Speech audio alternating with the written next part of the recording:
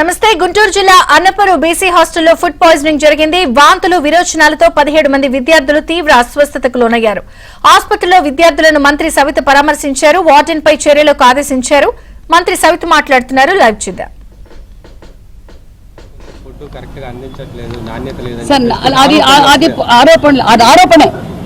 అది ఆరోపణ, దాంట్లో అనుమానం ఏమీ లేదు. ఎందుకంటే అది ఆరోపణే.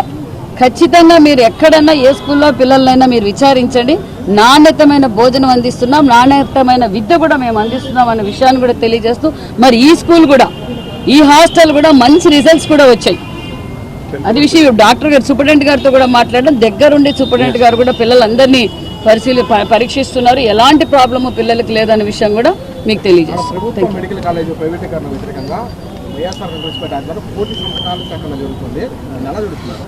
కోటి కాకపోతే 2 కోట్ల సంతకాలు పెట్టించుకోండి. వాళ్ళు ఎలాంటి ఫేక్ ప్రచారాలు చేస్తారో తెలుసు. అబద్ధం చెప్పి అబద్ధాలు చెప్పడం వాళ్ళకి అలవాటు. మేము అభివృద్ధి ధ్యేయంగా పనిచేస్తున్నాం. ఈరోజు ప్రజలకు నాణ్యతమైన విద్య అందజేయాలి, నాణ్యతమైన ఆరోగ్యాన్ని అందజేయాలని చెప్పి వాళ్ళలాగా మేము గాలికి వదిలేయలేదు. 14-19లో మేము చేసిన అభివృద్ధి కావచ్చు, ఏదన్నా టిట్కో ఇండ్లు కావచ్చు, బీసీ హాస్టల్స్ కావచ్చు, బీసీ గురుకుల పాఠశాల కావచ్చు, రాజధాని కావచ్చు, పోలవరం కావచ్చు, వాళ్ళలాగా మేము గాలికి వదిలేయలేదు. ఎంతో బాధ్యతగా ప్రధానమంత్రి గారి ఆశీర్వాదంతో మరి ఈరోజు ముఖ్యమంత్రి గారు పీపీపీ మోడల్ పోవడం వల్ల మరి ప్రజలకు నాణ్యతమైన ఆరోగ్యం, మరి విద్యార్థులకు ఈరోజు వారు